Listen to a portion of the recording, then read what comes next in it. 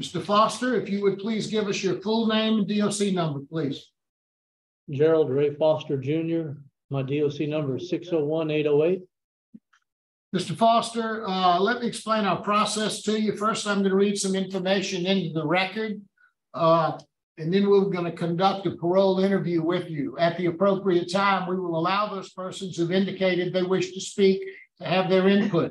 On your behalf today is a friend, Benton Blue, and here at headquarters, we have Ms. Megan Gaddy, who will speak, and Brooke Robbins, who is present with her, but probably will not speak.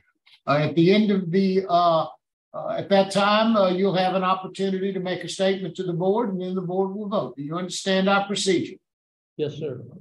This is the matter of Jerald R. Foster Jr., DOC number 601-808. The date of birth is January the 17th of 1965.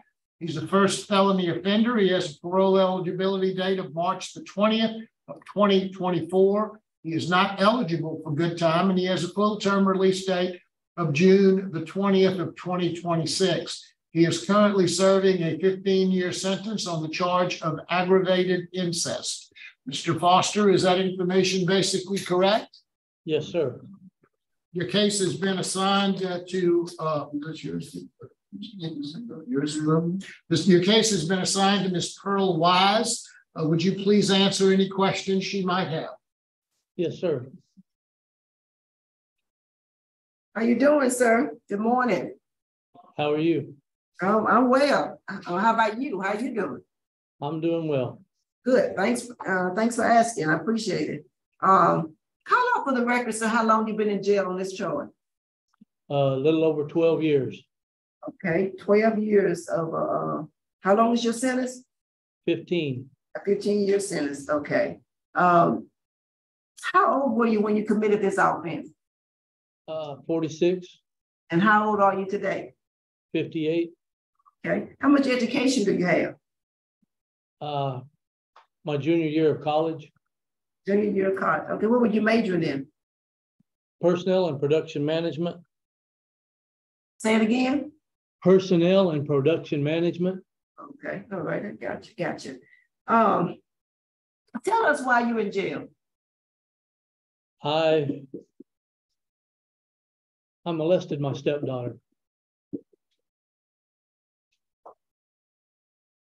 On the night in question, I made the decision to walk into that room and try to have sex with my stepdaughter. That's why I'm in jail. I appreciate your honesty. I know that was challenging to say, but I appreciate you owning it. Have you completed all phases of the sex offender treatment program? Yes, ma'am, I have. Are you teaching the class? I am also a tutor. Yes, ma'am. How long you been tutoring? Maybe a month and a half, 2 months. Okay, you just started that. Now, yes, I do want to make you aware that in your records, it doesn't show you've completed all phases of the program, but I see your certificates in there. But on the on your DOC record, they are not itemized on the one that I saw, on the list that I saw. Okay. I see you completed Kairos in 2014. What was your takeaway from Kairos? That God loved you and that you could change. Okay. And in fact, I ended up being the inmate director of Kairos for a year at Winfield. Good, good. Okay, good. That's good to hear. What other programs have you taken? Call out a few of them. I did Cage of Rage. I'm in victim awareness and living in balance right now. I've taken several other Christian programs, prison fellowship and cleansing stream at Winfield for quite a few years. Okay, good, good. Tell us your current marital status. I'm divorced. You're divorced, okay. And how many children do you have? I have 3 children. What kind of relationship do you have with them? Say that again? What kind of relationship do you have with your 3 boys? I have not seen my boys since 1998, since the divorce. Okay, how old were they then? very, very young. My oldest was 8 and the baby was 2 or 3. Okay. Okay. But you and your wife were not together when this happened, huh? Not my children's mother, the victim's mother. We were together. What's your wife? What's your husband? Y'all were married? Yes, okay. ma'am. Oh, y'all were married. Okay. Were you ever a victim of sexual abuse as a child? Not that was reported, no. But the answer to that is yes. I had a homosexual friend try to rape me when I was 17. But nothing earlier than 17. No, ma'am. Not that I'm aware of. Okay. So do you have any idea where this came from? Do you have any idea where this tendency came from? No, ma'am, I do not. Other than the fact that I was addicted to porn and like to push boundaries. I have realized that in prison that I've tried to push boundaries that I shouldn't have done. Okay. Okay. Was this your only victim of your whole lifetime? Yes, ma'am. That's your statement. Any other allegations you were saying is not true? If someone else said that you touched them as a child, that's not true. I have never heard of that. No. Okay. Okay. I was glad because I was looking at one of the statements at one time. You had the mindset that that this all happened because of the victim's behavior. But I'm glad to hear today that you were taking ownership of what you did. The victim did nothing wrong. It was all me. I'm glad to hear that. And you do have some siblings. What are your relationship with your family? I had a real good relationship with my baby sister until she passed, and I thought I had with my middle sister, but my understanding is that she hates me, and I honestly don't know why, because all I've done is try to help her and support her. Okay. So. Okay. I'm sorry to hear your loss. It's okay. It's been a few years. In a few years, okay, but good. She passed away before I came to prison. Oh, gotcha. So what do you do every day in the prison? What do I do every day? Mm-hmm. Well, twice a week I go to class. I work on that homework. I read and study my Bible, and I'm in a Christian group. I just graduated from Navigators, which is another Christian organization here, where we learn Bible stories, learn them and tell them. So that's pretty much what I do every day. Okay, good. I do want to inform you, Al, you have a low risk, but you have a moderate needs in the area of mental health, substance abuse, and antisocial thinking. So have you ever had any kind of mental health evaluations? Do you have any mental health diagnosis? No, ma'am. None? Okay. What about substance abuse? Tell us about your drug use or alcohol use. I am in living in balance at this time. Okay. I'm waiting to complete that. Okay. Well, tell us about your use on the street prior to incarceration. I drank alcohol after my first divorce pretty heavily on the weekends. I didn't drink during the week. And in 2000, I received a DWI. And at that time, I got a suspended sentence with 6 months, probation, 1 month supervised, 5 unsupervised. And I had to attend AA, which I did and completed. And I only drank at home. I didn't drink and drive anymore if I drank. And I never did it without my wife. What would you say would be your triggers as to your high risk behaviors? What would be your high risk situations to reoffend? Depression, loneliness, and maybe anger. That's surprising to hear loneliness because you had a wife. You were living with your wife at the time when this happened, but you were still lonely in a relationship and lonely, which is not, which is not uncommon, but yeah. Right. I was very dissatisfied with the lifestyle that we were living. I allowed things to happen that probably shouldn't have, that wouldn't have been in a true Christian relationship. And but you had your pornography and you had your alcohol. I didn't use the alcohol very little in the relationship, but I did have the pornography, and it was not satisfying because it wasn't what I wanted. My wife was what I wanted. Now, in your statement, you said that I hurt my family and my friends.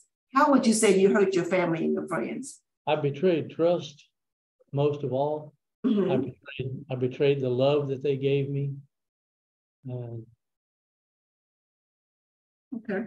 Instead of asking for help when I needed it, I closed myself off and isolated myself. Even though I was in a relationship, I didn't let them know how I was hurting and what I was feeling.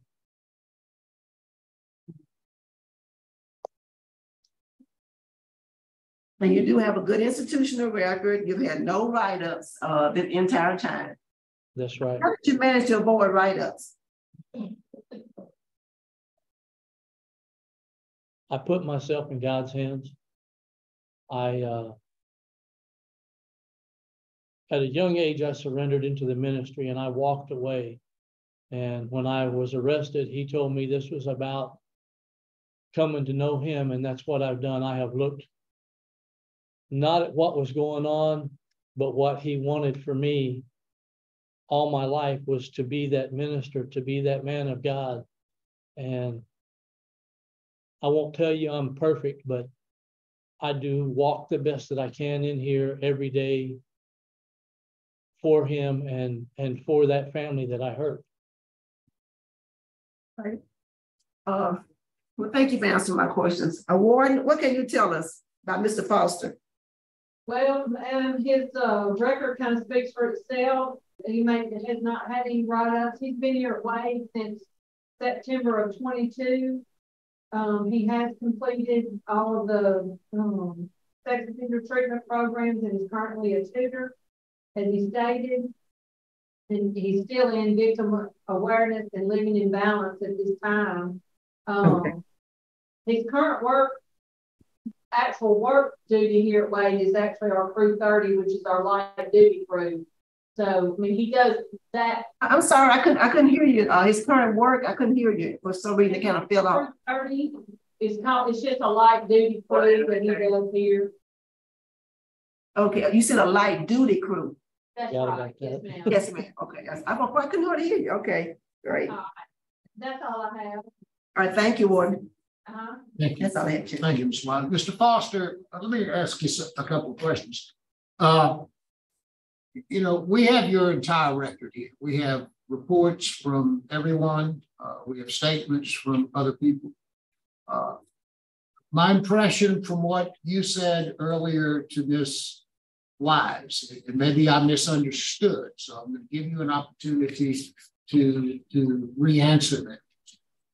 I was under the impression from your answer that your statement was this was the only time you had ever molested your stepdaughter, and it was one time because you wanted to go in there and have sex with her. Is that the only time? Are you saying that's the only time you ever molested her? There was other times.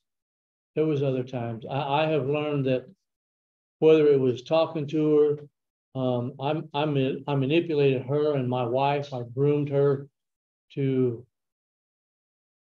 be ready for this, and I believed, especially on this date, that she was ready. And it was over a period of about a year and a half. There was more than one. Thank you. Now we'll hear from your friend Benton Blue. Mr. Blue.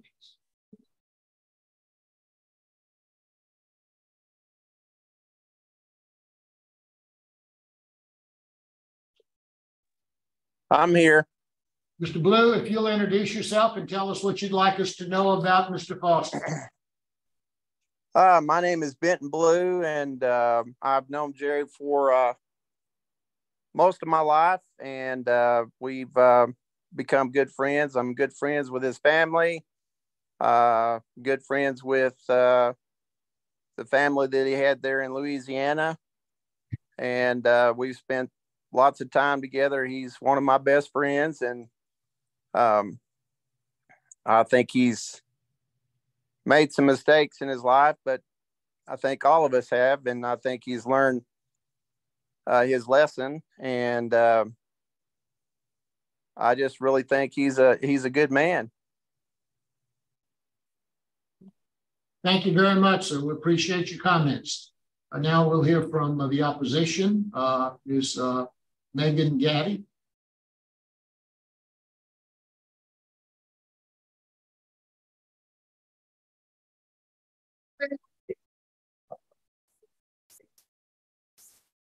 This happened, I was just growing up high school. So, drinking is real hard. I got into it very heavy up until last year. I had my daughter. When I found out I was having a girl, I didn't cry of happiness. I cried out of fear, and I was terrified of the life she's living.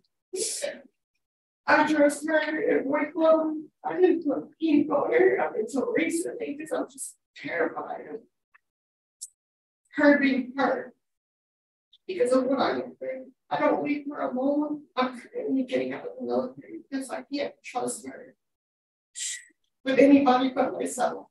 And I'm not the rest of the world, but what I go through, that's hard. I drank heavy. I'm not part of danger. I put my life in danger. The point of what was said on multiple occasions. My mom was there to witness what happened, and I saw how much it scared her. It's still things hurting. In high school, I virtually had no friends because I didn't know how to trust anybody. I didn't know how to be around anybody. I dressed in baggy clothes because I thought I was the problem. And then as I got older, I thought I had to have sex to get people. Like, that's just how my brain worked at that point. I cut myself multiple times because I thought I was an issue. I thought I needed to go because it was my fault. And so with that, I ran away from home and asked if I could join the military, get away, because I didn't know how to be here. I didn't know how to see things. I didn't know how to hear things. I didn't know how to see things in places I've been all my life. And now I was here. In that time, I lost my father. And I couldn't be here for him because I had to run away and I didn't know what to do. Luckily, I have my mom here with me. And I think today, for standing by me, I'm here for my daughter. I'm still fighting all the things. To this day, I'm getting out so I can take care of her and hopefully be the better version of myself and take care of her, save her, and save her. I'm still dealing with this. It's been over a decade later. I can't trust. I fear. I can't go around over men. I don't get hugs. I don't really friendly kids like even family. I just can't do it.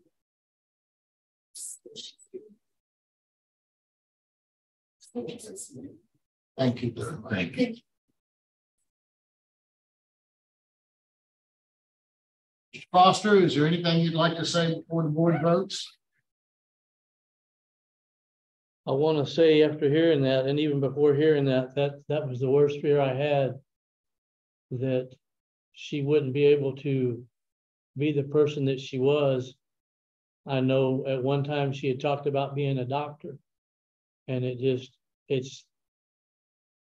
one of the things that has tore me up the entire time, is that she would be afraid to be around people, around men, to have a relationship. And now I hear how bad it is, and I can only ask for forgiveness. I can't. Saying sorry means nothing. but what I did was horrible. It's unthinkable. And nobody should have to go through that.